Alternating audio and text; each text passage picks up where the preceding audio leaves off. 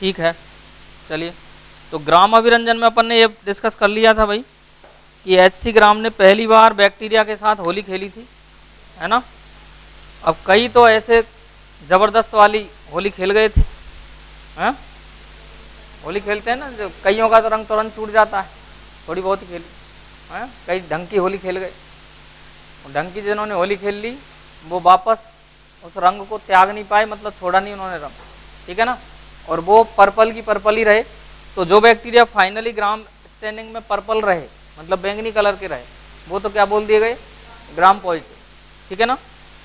दूसरे जो bacteria gram negative बोले गए थे वो कौन से थे, जिन्होंने रंग छोड़ दिया था अपना, जिन्होंने अभिरंजन त्याग दिया था।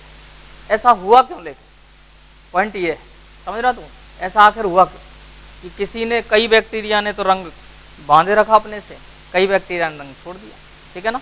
आखिर ऐसा क्यों हुआ था, उस पर चर्चा करते हैं अपन, ठीक। और ये मैंने बताया था आपको कि बैक्टीरिया के दो ग्रुप जो बांटे हैं, दो ग्रुपों में जो बैक्टीरिया बांटा है वो वास्तव में कौन कौन से लक्षणों के आधार पर बांटा है।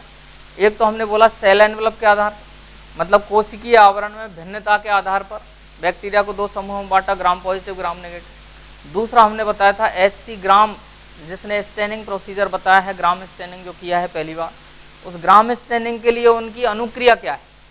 तो उनके लिए भिन्न भिन्न अनुक्रिया आई, एक ने अभिरंजन को ग्रहण करके रखा, दूसरे ने छोड़ा। तो ये अलग अलग अनुक्रिया दी अलग अलग बैक्टीरिया ने, बस इन दो आधार पर ग्राम अभिरंजन के लिए अनुक्रिया, इसके अलावा कोश की आवरण में भिन्नता, इन दो आधारों पर वास्तव में बैक्टीरिया को दो समूहों में बांटा गया, ग्राम पॉजिटिव और ग्राम नेगेटिव, ठीक है ना। अब हम बात करते हैं कि वो ग्राम नेगेटिव ने तो अभिरंजन क्यों त्याग दिया होगा, और ग्राम पॉजिटिव ने क्यों बांध के रखा था उस अभिरंजन। और वो पता चलता है उनके कोशिकीय आवरण से, क्योंकि अपन ने बताया था कोशिकीय आवरण भिन्न भिन्न हो सकता है, भिन्न भिन्न होता है बैक्टीरिया, ठीक है ना। तो देखिए जरा, अगर मैं बात करूं भाई ग्राम पॉजिटिव के लिए, इतना खतरनाक कैसे हो रहा है, ग्राम पॉजिटिव के लिए अगर मैं बात करूं, ठीक है ना।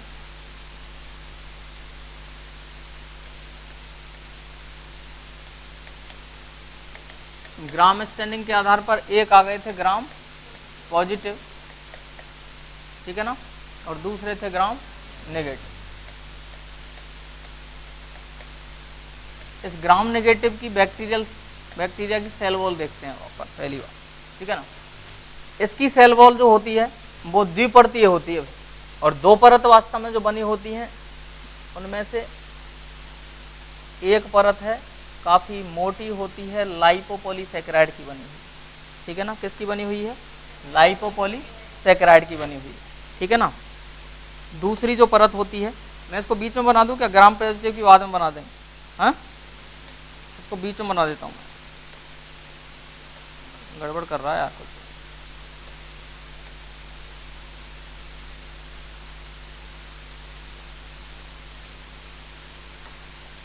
देखो जा, ये वापस बार बार क्यों आ रहा है।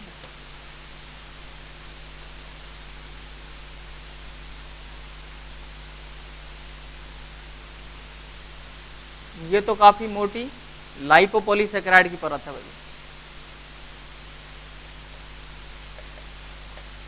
लाइपोपॉलीसैकेराइड मतलब क्या, लिपिड और पॉलीसैकेराइड। पॉलीसैकेराइड होते हैं सैकेराइड के बहुलक, ठीक है ना। सैकेराइड होती है शर्करा इकाई या शुगर यूनिट, ठीक है ना। तो शर्करा इकाइयों के बहुलक भी साथ में है और लिपिड भी साथ, इनसे मिलकर बनी है लाइपोपॉलीसैकेराइड। ये बाह्यतम बाह्य मोटी परत, बाह्य मोटी परत होती है, क्लियर भाई पॉइंट, लाइपोपॉलीसैकेराइड की। और दूसरी जो परत बनी होती है भाई इसमें, वो दूसरी परत बनी हुई है पतली पेप्टिडोग्लाइकेन की परत। कौन सी, ये पतली परत है, ठीक है ना। और किसकी बनी हुई है, पेप्टिडोग्लाइकेन, पेप्टिडोग्लाइकेन, ये गड़बड़ कर रहा है, ठीक है ना। पेप्टिडोग्लाइकेन की ये आंतरिक पतली भित्ति पर, कोई दिक्कत, तो ये द्विपर्तीय, एक तरह से द्विपर्तीय क्या है भाई, द्विपर्तीय कोशिका भित्ति है। आ रही है बात समझ में? द्विपर्तीय कोशिका भित्ति है। और ये द्विपर्तीय कोशिका भित्ति जो होती है ग्राम नेगेटिव में ये द्विपर्तीय है, लेकिन ग्राम पॉजिटिव में ये एक ही पर्तीय होती है, और वो केवल किसकी बनी होती है, मोटी पेप्टिडोग्लाइकेन की, अकेली होती है मोटी पेप्टिडोग्लाइकेन की परत। इसको मैं यहाँ पे छोटा सा मैं लिख रहा हूँ, ये देखो मोटी है और अकेली ये पेप्टिडोग्लाइकेन की परत, पेप्टिडोग्लाइकेन की मोटी एकल परत। ठीक है भाई बात, ये है सिनेरियो। अब इसमें देखो जरा, ये कोशिका भित्ति, कोशिका भित्ति के बाद अंदर क्या आ जाए, कोशिका झिल्ली, लेकिन बीच में दोनों के क्या होता है, अवकाश आता है। ठीक है ना, ये तो पूरी की पूरी भित्ति हो गई ना, कंप्लीट सेल वॉल है। और अब आएगी सेल मेम्ब्रेन, लेकिन सेल मेम्ब्रेन जो आएगी, सेल मेम्ब्रेन जो आएगी उसके बीच में सेल वॉल और सेल मेम्ब्रेन के बीच में क्या आएगा, अवकाश आएगा। ठीक है ना, कोई दिक्कत है? इस अवकाश को मैं स्पेस लिख दूं, केवल स्पेस। ठीक है, और स्पेस जो है वो कौन सा स्पेस है, periplasmic space, periplasmic space. Periplasmic का मतलब है साइटोप्लाज्म के चारों ओर का क्या है ये अवकाश। पेरी का मतलब परिधि, पेरी का मतलब क्या होता है, परिधि होता है। ठीक है ना, तो साइटोप्लाज्म के चारों ओर का अवकाश, तो साइटोप्लाज्म कोई तो घेरेगा ये अवकाश है, समझ रहा तू? Clear point? या फिर मैं बोल दूं कोशिका भित्ति और कोशिका झिल्ली के मध्य का अवकाश, जो कोशिका द्रव को चारों ओर से घेरता है। सही है बात, वो पेरीप्लाज्मिक स्पेस होता है। ठीक है ना, और ये है फाइनली, ये आप जो देख रहे हो ये क्या है, सेल मेम्ब्रेन। ठीक है ना, तो मेम्ब्रेन लिख दूं मैं पहले। ठीक है ना, ये मेम्ब्रेन, लेकिन कौन सी मेम्ब्रेन है, सेल मेम्ब्रेन। ठीक है भाई बात, इस तरह से। अब इसके बाद में तो साइटोप्लाज्म आ गया होगा। ठीक, अब यहाँ पे देखिए जरा, इसमें होता क्या है एक्चुअल में, ये लाइपोपॉलीसैकेराइड वाली परत, लाइपोपॉलीसैकेराइड वाली परत, इसमें इसकी सेल वॉल, ये फ्लैजिला वाला पोर्शन प्रेजेंट होता है एक। ठीक है ना, इस पेप्टिडोग्लाइकेन वाली में प्रेजेंट होता है, और मेम्ब्रेन तक वो पहुंचता है, स्पेस तक, मेम्ब्रेन के जस्ट अंदर की तरफ। ठीक है ना, मेम्ब्रेन के जस्ट अंदर नहीं, मेम्ब्रेन के जस्ट ऊपर की तरफ, बाहर की तरफ, कोशिका भित्ति की तरफ मान। ठीक है ना, यहाँ पे वो जो फ्लैजिला होती है उसकी, वो फ्लैजिला का पूरा की पूरा पार्ट, जो बेसल पार्ट बोलते हैं, बेसल बॉडी बोलते हैं, वो प्रेजेंट होती है। इसके बाद इसका पोर्शन निकलता है बाहर की तरफ। इसका पोर्शन कहाँ निकल रहा है, बाहर की तरफ निकल रहा है, ये पोर्शन बाहर की तरफ, और इस तरह से इसकी ये फ्लैजिला प्रेजेंट। आ रही बात समझ? ये वाला जो पोर्शन आप पूरा की पूरा देख रहे हो, ये कंप्लीट पोर्शन जो है, इधर से बता देता हूँ मैं, ये कंप्लीट पोर्शन जो है ये इसकी बेसल बॉडी। कौन सी बॉडी? बेसल बॉडी, या फिर हिंदी में बोल दूँ तो आधार काय। क्या बोलते हैं? आधार काय। मैं दो कॉन्सेप्ट को एक साथ लेके चल रहा हूँ, क्लब कर रहा हूँ यहाँ पे। एक तो फ्लैजिला वाले स्ट्रक्चर बता रहा हूँ, और साथ में उस कॉन्सेप्ट को अपन पढ़ रहे हैं कि आखिर ऐसा हुआ क्यों था कि उन्होंने रंग छोड़ा और किसी ने रंग पकड़ रखा। ठीक है ना, दो कॉन्सेप्ट एक साथ लेके चल। ठीक, ये तो आधार काय होती है फ्लैजिला में। दूसरा वाला पोर्शन जो आप देख रहे हो, ये वाला पोर्शन जो इसका जस्ट बाहर निकला ही, ठीक है ना, ये होता है इसका हुक। क्या होता है? हुक। ठीक है ना, और जो लंबा पोर्शन आप देख रहे हो, ये वास्तव में जो होता है, ये होता है फिलामेंट। कौन सा? फिलामेंट या तंतु है। ठीक है ना भाई बात, कोई दिक्कत? तो तीन भाग होते हैं, पहला आधार का है, दूसरा हुक है, ठीक है ना, और तीसरा क्या है? फिलामेंट। ठीक है ना, या तंतु या साफ्ट बोल देते हैं उसको। ठीक है, तो ये पोर्शन है। लेकिन एक बात और ध्यान रखना है, यहीं पे थोड़ा सा और मैं कवर करता हूँ इसी पोर्शन में। एक्चुअल में लाइपोपॉलीसैकेराइड में यहाँ पे एक वलय मिलती है, इसमें एक रिंग मिलती है, यहाँ पे भी एक रिंग मिलती है जो पेप्टिडोग्लाइकेन वाला पार्ट है। ठीक है ना, इसके अलावा नेक्स्ट रिंग जो बताई गई है दूसरी जो रिंग बताई गई है वो यहाँ मिलती हैं स्पेस वाले हिस्से में, एक रिंग ये मिली, एक वलय ये मिली, ठीक है ना। दिख रही है ये वलय, ये वाली जो वलय आप देख रहे हो, ये वाली जो वलय है, ये वाली जो वलय है, लाइपोपॉलीसैकेराइड का एल उठाओ, पेप्टिडोग्लाइकेन का पी लो, ठीक है ना। ये इसको मैं बोल सकता हूँ वलय का बाह्य जोड़ा, जोड़ा बोल दूं वलय का, ठीक है ना। और कौन कौन सी है, एल और पी रिंग बोलते हैं, ठीक है ना।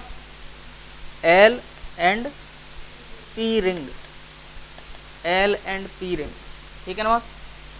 वलय का बाह्य जोड़ा, वलय का बाह्य जोड़ा।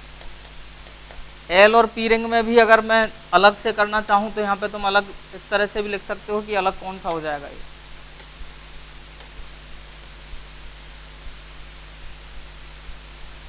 देखो जरा, ये तो कौन सी रिंग है, एल रिंग है, ये तो कौन सी रिंग है, अबे यार खराब, एल रिंग, ठीक है ना। ये कौन सी आ जाएगी, पी रिंग, क्लियर पॉइंट। और ये क्या हो जाएगा, वलय का बाह्य, क्लियर पॉइंट। कैसे कैसे बनाया है रिंग, कैसी बताई है, समझ में आ रहा है। ये नहीं दे रखा अपन को एनसीईआरटी, लेकिन उसको थोड़ा सा समझना जरूरी है, ठीक है। दूसरा देखना जरा जोड़ा, ये जोड़ा कौन सा बताओगे, एस रिंग, और ये किस कौन सी रिंग बताओगे, एम रिंग, सही है बात। तो ये एस रिंग है, समझ में आया किसकी वजह से एस, और ये एम रिंग है, ठीक है ना। और ये वलय का कौन सा, आंतरिक जोड़ा, वलय का आंतरिक जोड़ा, कोई समस्या, क्लियर है भाई पॉइंट। तो दो जोड़े मिलते हैं वलय के, टोटल वलय के दो जोड़े मिलते हैं किसमें, ग्राम नेगेटिव, समझ में आई बात। अब मेरे को एक बात बताओ, ग्राम पॉजिटिव की अगर मैं बात करूं यहीं पे, ठीक है ना, तो यहाँ पे ये तो सेल वॉल अकेली एक पेप्टिडोग्लाइकेन की मोटी एकल परत हो गई, बाद में सेल मेम्ब्रेन आ जाएगी, ठीक है ना। ये क्या आ जाएगा, स्पेस आ जाएगा, ठीक। इसमें जो फ्लैजिला मिलेगी भाई, इसमें जो फ्लैजिला मिलेगी वो यहीं से तो जाएगी, सही है क्या बात, ठीक है ना। ये वाला पोर्शन, ये हुक वाला पोर्शन होगा, लेकिन यहाँ पे देखना जरा, जोड़ा जो मिलेगा वो ये क्या, बाहर वाला जोड़ा मिलेगा कैसे, बाहर वाला जोड़ा है कैसे, पेप्टिडोग्लाइकेन है डायरेक्ट, और जोड़े में मिलती है रिंग जो मिल रही है, इसका मतलब वलय का बाह्य जोड़ा इसमें क्या होगा, एब्सेंट होगा, क्योंकि पी ही पी है, एल तो है ही नहीं, लाइपोपॉलीसैकेराइड तो है ही नहीं, केवल किसकी बनी है, ये तो पेप्टिडोग्लाइकेन की मोटी परत, ठीक है ना। तो केवल पी ही पी है, एल तो है नहीं, इसलिए बाह्य जोड़ा पूरी तरह से क्या होगा, एब्सेंट होगा। तो इसमें जो जोड़ा मिलेगा, ठीक है ना, इसमें जोड़ा कौन सा वाला मिलेगा भाई, इसमें केवल आंतरिक वाला जोड़ा मिलेगा कि नहीं मिलेगा, ठीक है ना। ये मैं बता देता हूँ, ये केवल आंतरिक जोड़ा, एक तो कौन सा, स्पेस वाला, और एक एम वाला, ठीक है ना। वलय का आंतरिक जोड़ा, आंतरिक जोड़ा, ठीक है ना, एस एंड एन, ठीक है ना। बाह्य जोड़ा क्या हो जाएगा, एब्सेंट, ठीक है भाई बात। अब सुनिए जरा, एक कौन, ये तो पूरा की पूरा फ्लैजिला का सिनेरियो बताया है, ठीक है। फ्लैजिला में क्या बताना है, फ्लैजिला को मैं यहीं पे खत्म कर देता हूँ। फ्लैजिला 3 भागों की बनी होती है, ठीक है ना, 3 भाग होते हैं फ्लैजिला के। सबसे आधारी भाग जो कोश का भित्ति में धंसा रहता है, ठीक है ना बात, क्लियर पॉइंट। दूसरा होता है हुक वाला भाग, जो कोश का ये इसमें आधारी भाग और फिलामेंट को क्या करता है, जोड़ के रखता है, जोड़ता है, समझ रहे हो आपको, ये हुक वाला पोर्शन है। उसके बाद में लंबा फिलामेंट, लंबा जो तंतु होता है, जो दीर्घीकृत भाग होता है, सबसे लंबा भाग जो हमको दिखाई देता है ढंग से, ठीक है ना, वो कौन सा वाला पोर्शन हो गया, वो फिलामेंट हो गया। कोई दिक्कत है।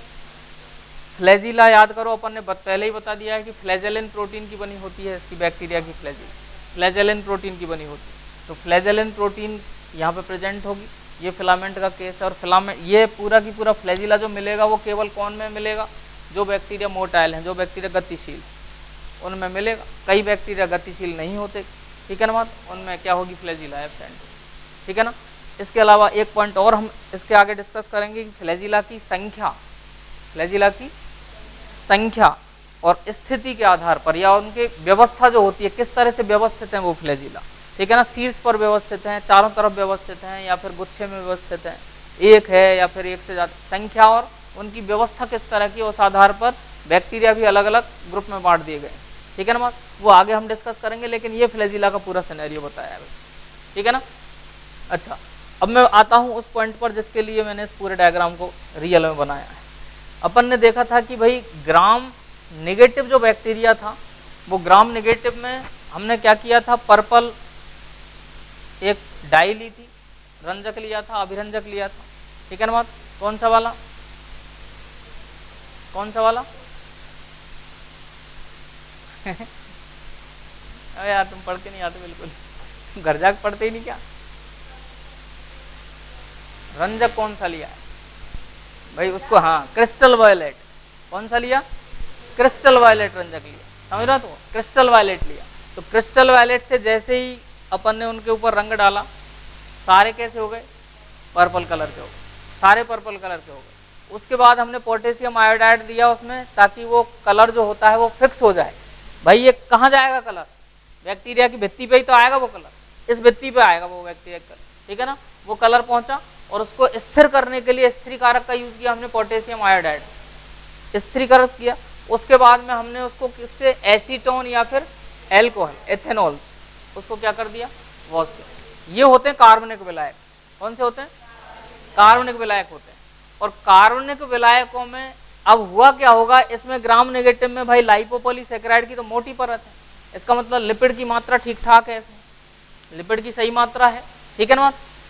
तो लिपिड जो होती है वो कार्बनिक विलायकों में विलय होती है, लिपिड कार्बनिक विलायकों में विलय होती है, आ रही है बात समझ। और कार्बनिक विलायकों में अगर विलय है तो यहाँ पे लिपिड वाले उसमें अगर वो रंग आया होगा, पेप्टिडोग्लाइकन की तो वैसे ही पतली परत थी, ठीक है ना, तो ज्यादा रंग जो आया होगा वो तो मेन तो कहाँ फंसा होगा, इस लाइपोपॉलीसैकेराइड, ठीक है ना, यहाँ तक पहुंचा होगा और अपन ने धो दिया उसको एसीटोन या फिर एथेनॉल। कार्बनिक विलायक हैं दोनों ही, लिपिड ने उस रंग को तुरंत ही क्या किया होगा, छोड़ दिया, उसमें से डिजोल्व होके बाहर निकल गया होगा, आ रही बात समझ, क्योंकि लिपिड खुद कार्बनिक विलायकों में विलय, इसलिए उसने तुरंत रंग को छोड़ा है, ठीक है। तो ग्राम नेगेटिव तो रंगहीन हो गए। बाद में उनको हमको देखने के लिए किसको काउंटर स्टेनिंग करनी पड़ी, जिसको हमने पुनः अभिरंजन बोला है, और वो किया है अपन ने सैफरनिन पिंक कलर के अभिरंजक, समझ में आई बात। तो फाइनली तो हमको वो पिंक कलर के दिखे हैं, लेकिन रियल में तो उन्होंने अभिरंजन को क्या कर दिया था, त्याग दिया था, ठीक है ना। तो रंगहीन जो हो गए थे उनको ग्राम नेगेटिव बोला था। और ग्राम नेगेटिव क्यों रंगहीन हुए थे समझ में आया है, क्योंकि लाइपोपॉलीसैकेराइड की मोटी परत में जो रंजक गया होगा वो आसानी से उन कार्बनिक विलायकों में घुल के बाहर निकल गया, तो इसलिए उस रंग को छोड़ दिया गया तुरंत, ठीक है ना, इसलिए ग्राम नेगेटिव तो रंगहीन हो गए, ठीक है। लेकिन ग्राम पॉजिटिव के लिए सिनेरियो देखना जरा, भित्ति एकल परतीय है और एकल परत भी किसकी बनी है, पेप्टिडोग्लाइक, पेप्टाइडोग्लाइकेन में जरा दोनों पॉइंट पर देखें तो पेप्टाइड बताए थे मैंने, एक हो चुकी है सेल वॉल, ठीक है ना, वैसे तो लिखवाई दिया, पेप्टाइड बताया था। पेप्टाइड वास्तव में एमिनो एसिड्स, ठीक है ना, एमिनो एसिड्स वही पोलर पार्ट है एक तरह से, ठीक है ना, और पोलर पार्ट ये ध्रुवीय विलायकों में विलय हो सकता है, जो जल में विलय हो सकता है, ठीक है ना। लेकिन हमने डाले हैं कौन से, कार्बनिक विलायक। कार्बनिक विलायक में क्या पेप्टिडोग्लाइकेन विलय होगी, क्या नहीं हो सकती, आर्यवासन में। तो वो इसके ऊपर जो रंग आएगा वो इसको बिल्कुल बांध के रखेगी पेप्टिडोग्लाइकेन, उसको घुलने नहीं देगी, समझ में आई बात। तो कार्बनिक विलायक पेप्टिडोग्लाइकेन में से उस रंग को नहीं घोल पाते, इसलिए वो रंग छोड़ता ही नहीं। लाइपोपॉली लिपिड तो नेग्लिजिबल है, नगण्य मात्रा में है लिपिड, तो इसमें लिपिड का कहीं दिख रहा है क्या सिनेरियो, तो लिपिड नगण्य मात्रा में मानते हैं कि लिपिड नगण्य मात्रा में अनुपस्थित, बोलो सीधे, कोई दिक्कत नहीं, ठीक है ना भैया। तो पेप्टिडोग्लाइकेन वो रंग को क्या करके रखता है, पकड़ के रखता है, लेकिन लाइपोपॉलीसैकेराइड उस रंग को छोड़ देता है, ठीक है ना, घुल जाता है कार्बनिक विलायक, क्लियर भाई पॉइंट। तो रंग घुल के बाहर, इधर इसलिए रंगहीन, और इधर ये अब भी रंग को धारण किए हुए रहता है, कोई समस्या, क्लियर पॉइंट। कुछ एक अंतर अपन इनमें देखेंगे, पहले इस डायग्राम को आप अच्छे से बना डालिए।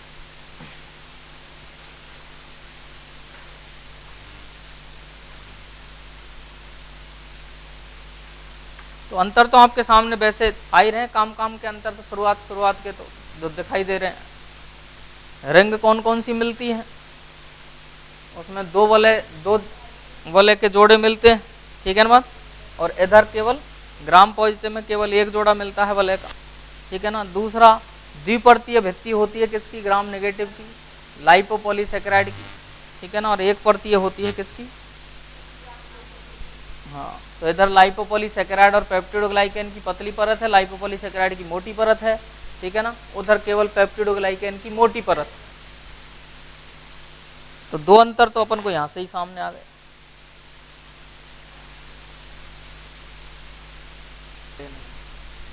कोई दिक्कत। और अब लिख दो ग्राम पॉजिटिव व ग्राम नेगेटिव में, नेगेटिव बैक्टीरिया में अंतर।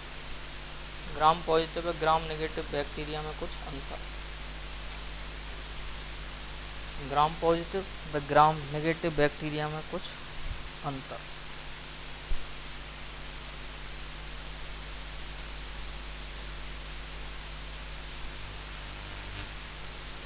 ये सबने बना लिया ना। एक तरफ लिख दीजिए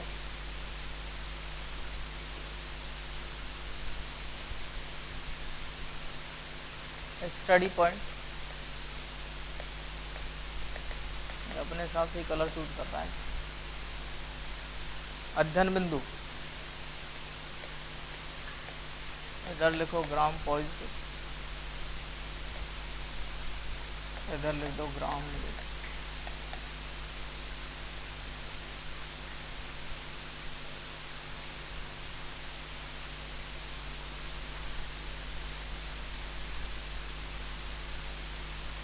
ठीक है ना।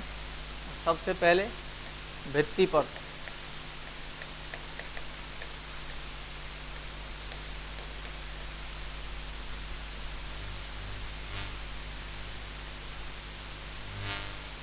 भित्ति पर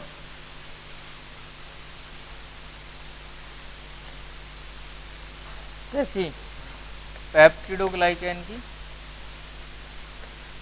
ग्लाइकेन की एकल मोटी परत, पेप्टिडोग्लाइकेन की एकल मोटी परत,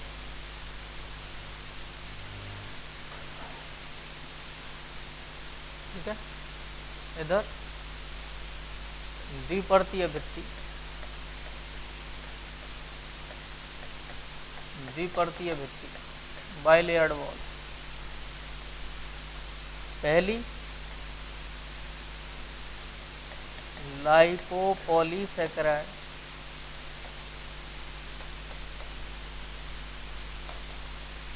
की मोटी बाह्य परत, बाह्य परत। दूसरी लिख दो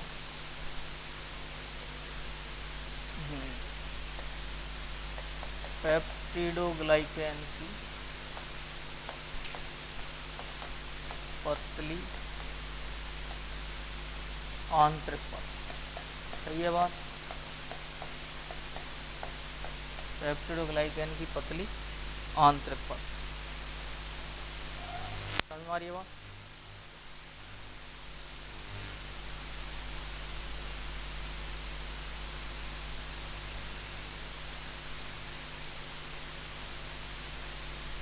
अब यहाँ पे इससे ये भी पता चल रहा है लिपिड की मात्रा। लिपिड इधर तो क्या है, नगण्य या अनुपस्थित,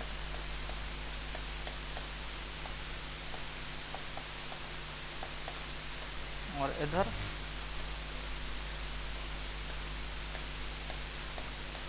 उपस्थित।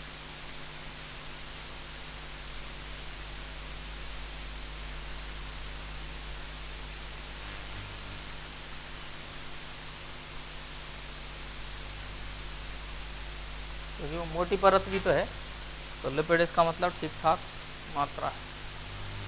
सही है बात भाई। नेक्स्ट,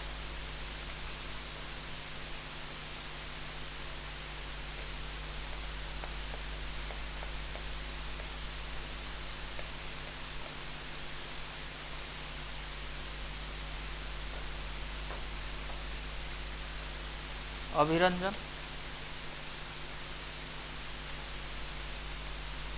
काम नहीं कर रहा।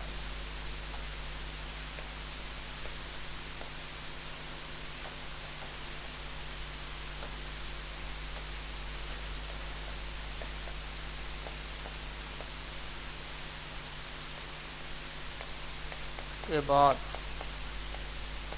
रंग, अभिरंजन के बाद रंग।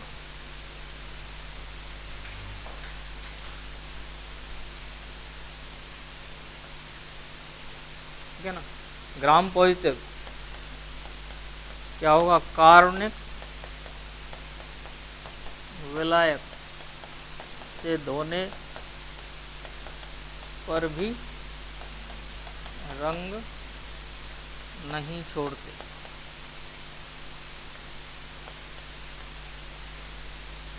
ठीक है ना बात। तो कैसे होंगे, पर्पल या बैंगनी। ठीक है ना बात। ये कार्बनिक विलायक से धोने पर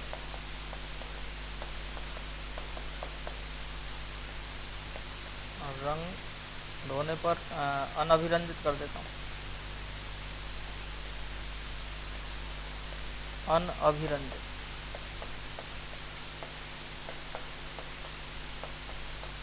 हो जाते हैं, या रंगहीन लिख सकते हो भले, रंगहीन हो जाते हैं।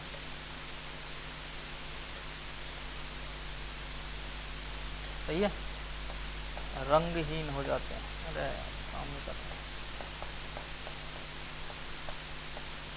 रंगहीन हो जाते हैं।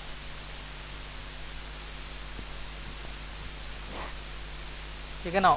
लेकिन पुनः अभिरंजन के चक्कर में कौन सा रंग आ जाता है फाइनली, है ना।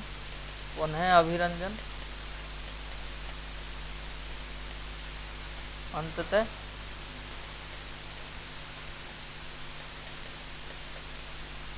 पिंक कलर, गुलाबी।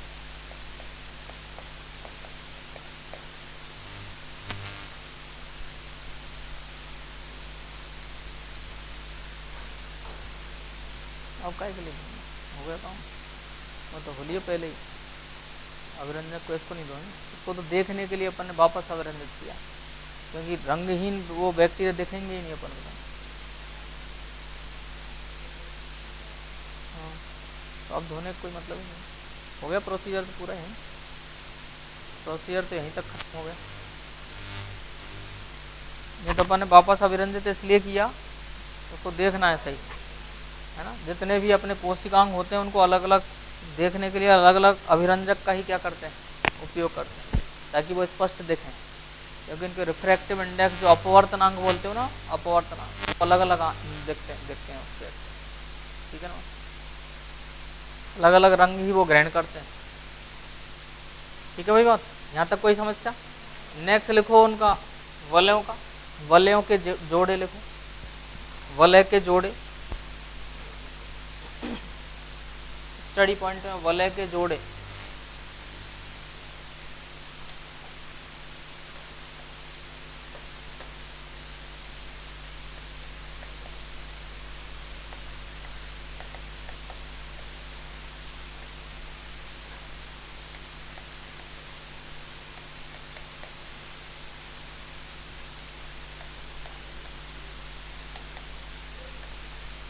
देखो वलय के जोड़े, ग्राम पॉजिटिव में बताओ भाई। हाँ लिखो वलय का केवल आंतरिक जोड़ा,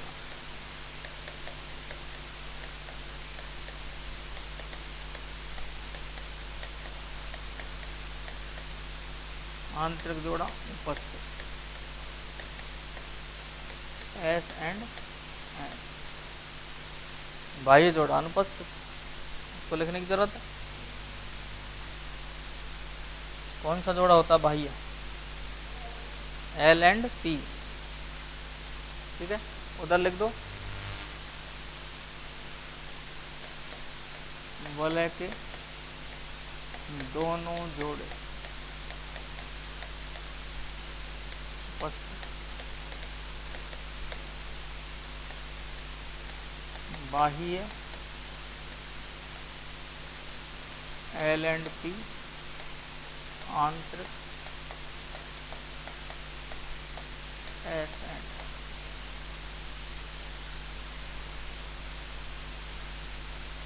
एक पॉइंट अपन पढ़ेंगे भाई ट्रांसपोर्ट इन प्लांट्स वाले चैप्टर, ठीक है ना, वहाँ पे अपन को एक छोटा सा पॉइंट दे रखा है, वो यहाँ से कनेक्ट होता है, ठीक है।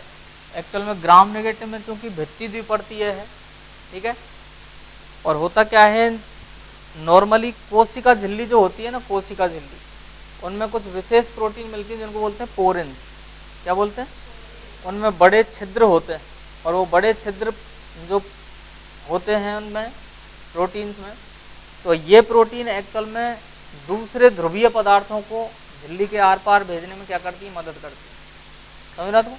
झिल्ली के आर पार भेजने में मदद करते हैं, मतलब इनमें होकर छोटी प्रोटीन साइज तक के अणु क्या हो सकते हैं? झिल्ली से पार हो सकते हैं, ठीक है ना। तो ये कॉन्सेप्ट थोड़ा सा आगे समझ में आएगा आपके जब सेल मेम्ब्रेन की पूरी अपन स्ट्रक्चर पढ़ेंगे, ठीक है ना। अभी सेल मेम्ब्रेन की स्ट्रक्चर अपन पे है, ये यहाँ पे नहीं है, अपन टॉपिक की फॉर्म में पढ़ेंगे इसके बाद में यूकेरियोटिक सेल के अंदर, ठीक है ना। तो वहाँ समझ में आएगा। तब इतना दिमाग में रख लो अभी केवल कि इनमें वो पोरेंस प्रोटीन जो होती हैं वो केवल और केवल ग्राम नेगेटिव बैक्टीरिया में उपस्थित होती हैं, और ग्राम पॉजिटिव बैक्टीरिया में वो क्या होती हैं? अनुपस्थित होती है। समझ में आई बात? ठीक है। एक्चुअल में ये ही पोरेंस प्रोटीन एक तो क्लोरोप्लास्ट में मिलती हैं और दूसरा मिलती है माइटोकॉन्ड्रिया। और क्लोरोप्लास्ट माइटोकॉन्ड्रिया को अगर आप रिलेट कर पाओ तो दोनों दोहरी झिल्ली से घिरे हुए कोशिकांग, सही है बात? दो झिल्लियों से घिरे हुए कोशिकांग। और मजे वाली बात यह है कि एक थ्योरी दी गई थी ओरिजिन ऑफ ये लाइफ के टाइम पे, ठीक है ना, एंडोसिम्बायोट थ्योरी, अंतःसहजीवी सिद्धांत। और वो अंतःसहजीवी सिद्धांत इस बात को बताता है कि यार ये बैक्टीरिया से ही उत्पन्न हुए हैं, दोनों की दोनों, क्लोरोप्लास्ट भी और माइटोकॉन्ड्रिया। इसका मतलब माइटोकॉन्ड्रिया और क्लोरोप्लास्ट जिनको आजकल हम देख रहे हैं कोशिकांग के रूप में, वो रियल में पहले क्या थे?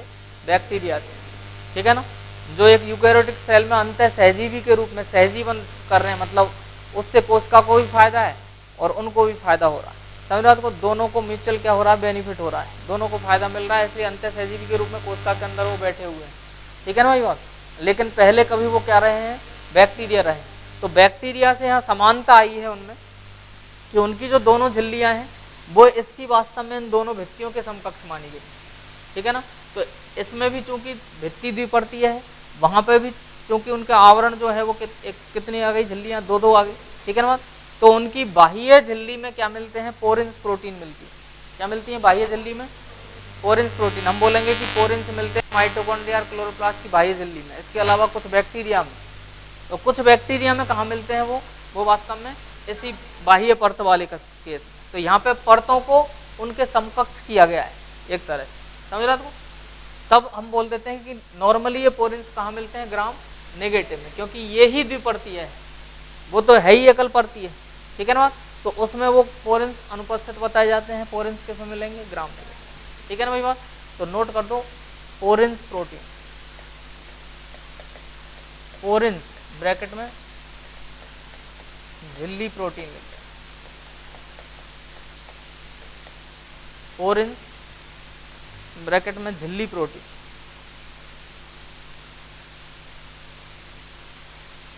इसको ट्रिपल स्टार मार्क कर दो पॉइंट। ये अपन को दूसरे चैप्टर में तो दे ही रखा है। ग्राम पॉजिटिव में लिख दो अनुपस्थित, और इधर क्या हो जाएंगी?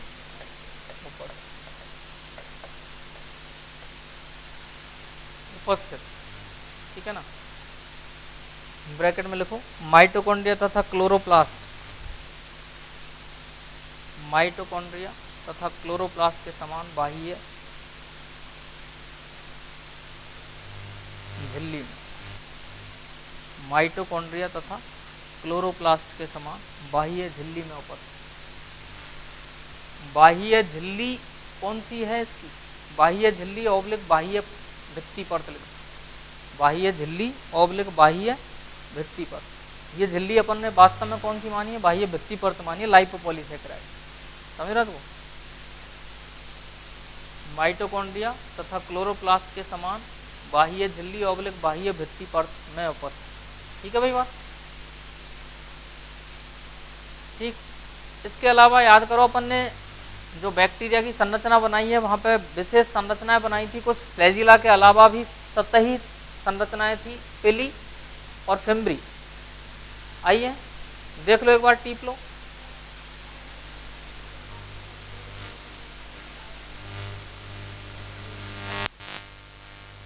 अरे ये जो दो परत बताई है ना, ये दो भित्ति परत आई है, वो उनकी झिल्लियों के समकक्ष बताइए। समझ रहे हो, उनकी जैसे बाह्य झिल्ली में पोरेंस मिलते हैं तो इनकी यहाँ बाह्य भित्ति परत में पोरेंस मिलते हैं। समझो इस तरह से, ठीक है।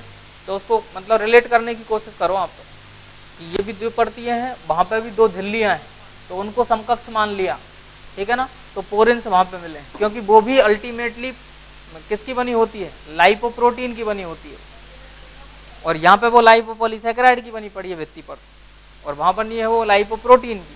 समझ रहे हो, तो वो थोड़ी समकक्ष कंडीशन मानो आप, ताकि रिलेट कर पाओ कि ये पोरेंस जो होते हैं वो बैक्टीरिया में तो प्रेजेंट होते ही सही हैं, लेकिन माइटोकॉन्ड्रिया और हरित लवक, लेकिन रियल में वो तीनों ही बैक्टीरिया हैं, क्योंकि माइटोकॉन्ड्रिया और हरित लवक को भी तो हमने बैक्टीरियल उत्पत्ति का माना है। और इसीलिए अभी आगे समझ में आएगा धीरे धीरे जब माइटोकॉन्ड्रिया क्लोरोप्लास्ट पढ़ेंगे, कि इसीलिए आज भी इनमें माइटोकॉन्ड्रिया और क्लोरोप्लास्ट में आज भी 70 प्रकार के राइबोसोम हमने पढ़े, बैक्टीरियल राइबोसोम थे वो, ठीक है ना। दूसरा, दोनों तीनों में बैक्टीरिया की भांति ही दोनों में द्विविखंडन होता है। माइटोकॉन्ड्रिया और हरित लवक जो अपनी संख्या बढ़ाते हैं वो किसके द्वारा बढ़ाते हैं, द्विविखंडन, और द्विविखंडन बैक्टीरिया की जनन की सबसे सामान्य विधि है। समझ में आई बात। तीसरा, खुद का डीएनए मिलता है। डीएनए कौन सा था बैक्टीरिया में, डबल स्टैंडर्ड सर्कुलर नग्न डीएनए था। माइटोकॉन्ड्रिया हरित लवक में दोनों में ही डबल स्टैंडर्ड सर्कुलर नग्न डीएनए मिलता है। समझ में आ रहा है, सब कुछ बैक्टीरिया बैठा है। समझ में आई बात, देखेंगे उनका आगे रिलेट करेंगे कॉन्सेप्ट, ठीक है। तो ये पॉइंट क्लियर है। इसके बाद में मैं बात कर रहा हूँ पिली के लिए। पिली जो होती है, पिली और फिम्बरी, ये एक्चुअल में पिली और फिम्बरी जो होती है ना, ये वास्तव में, हाँ, ये नॉन कॉन्ट्रेक्टाइल प्रोटीन की बनी हुई वो होती हैं ट्यूबुलर संरचनाएं। ये ट्यूबुलर संरचनाओं के लिए अगर मैं बात करूं तो ये पिली ग्राम पॉजिटिव में तो क्या है, एब्सेंट है, और ग्राम नेगेटिव में क्या है, उपस्थित। समझ रहा तो नोट करो, पिली ग्राम पॉजिटिव में अनुपस्थित, ग्राम पॉजिटिव में अनुपस्थित,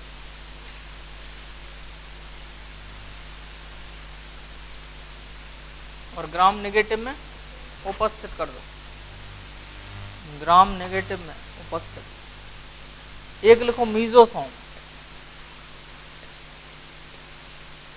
मीजोसोम्स,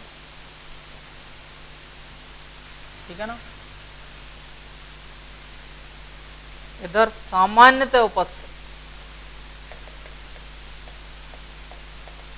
सामान्यतः उपस्थित मतलब जनरली बताया गया है, जनरली प्रेजेंट होते हैं इधर की तरफ, और इधर सामान्यतः अनुपस्थित। अब तो लिखना ही पड़ेगा, रिकॉर्ड हो रहा है, ऐसी पढ़नी मत, तो यहाँ पे लिख दो सामान्यतः क्या, सामान्यतः अनुपस्थित। तीनों का फंडा क्लियर हुआ है। पोरेंस का तो वैसे ही कनेक्ट कर सकते हो दो झिल्लियों के हिसाब से, ठीक है ना।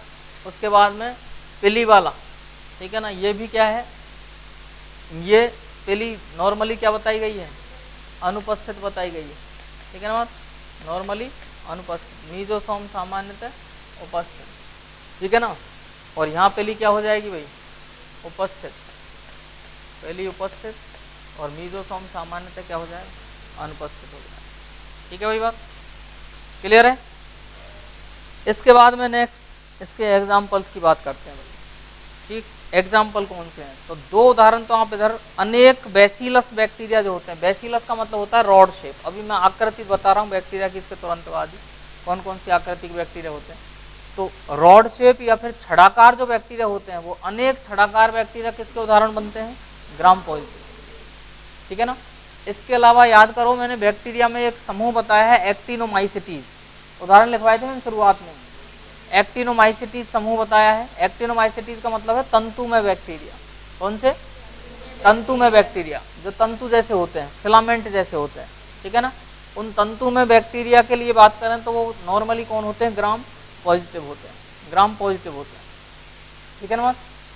ग्राम नेगेटिव में इकोलाई बैक्टीरिया आ जाता है। इकोलाई बैक्टीरिया जो बैसिलस है, खुद छड़ाकारी होता है होने को तो, लेकिन वो कौन सा है? ग्राम नेगेटिव टाइप का बैक्टीरिया। आ रही है बात समझ में? ठीक है ना। साइनो बैक्टीरिया जो होता है, ब्लू ग्रीन एल्गी जिसको हमने नाम दिया था, वो साइनो बैक्टीरिया भी कौन सा होता है? ग्राम नेगेटिव बैक्टीरिया होता है। आ रही है बात समझ में? रह जाएंगे यार। Acetobacter aceti gram negative bacteria है। ठीक है ना बात? रह जाएंगे यार। तो लिखो, नोट करो। इधर एग्जाम्पल्स में बता रहा हूँ।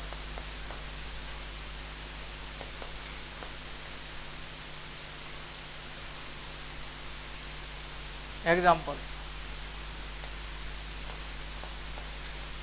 अनेक बैसिलस बैक्टीरिया, इसके अलावा एक्टिनोमाइसिटीज,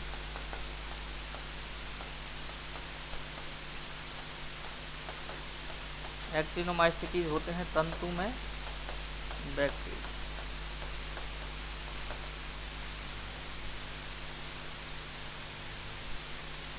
एक्टिनोमाइसिटीज तंतु में बैक्टीरिया।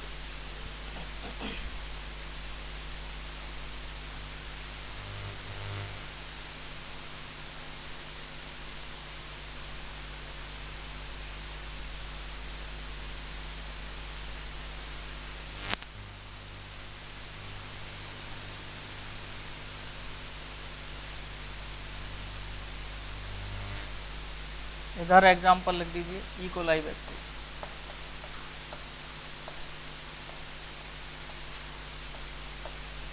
दूसरा है साइनोबैक्टीरिया या फिर पुराना नाम BGA, ब्लू ग्रीन एल्गी, नील हरित शैवाल, और वर्तमान नाम नील हरित जीवाणु।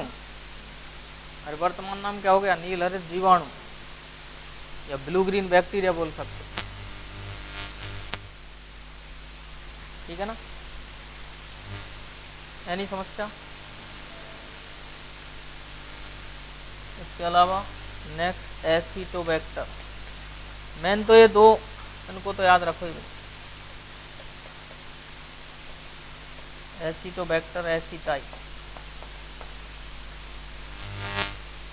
एसिटिक एसिड का जो सिक्रेशन का प्रोडक्शन करता है, एसिटिक एसिड का, विनेगर का प्रोडक्शन करता है, विनेगर बोलते हैं।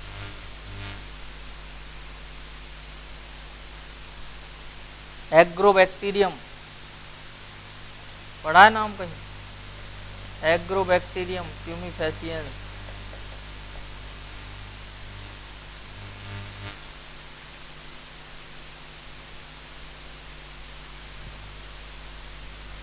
एग्रीकल्चर जेनेटिक इंजीनियरिंग में सबसे ज़्यादा यूज होने वाला बैक्टीरिया है। ठीक है ना। इसका वेक्टर यूज होता है, वेक्टर यूज होता है।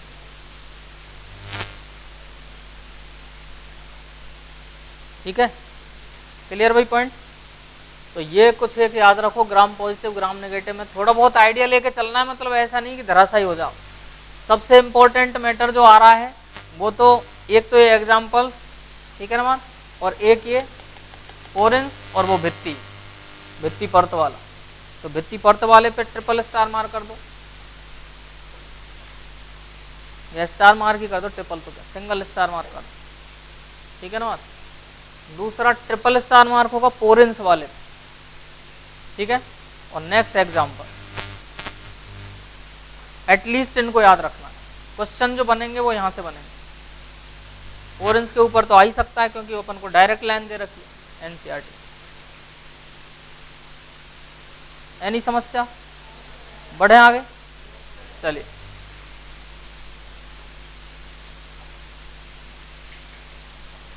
नेक्स्ट लिखो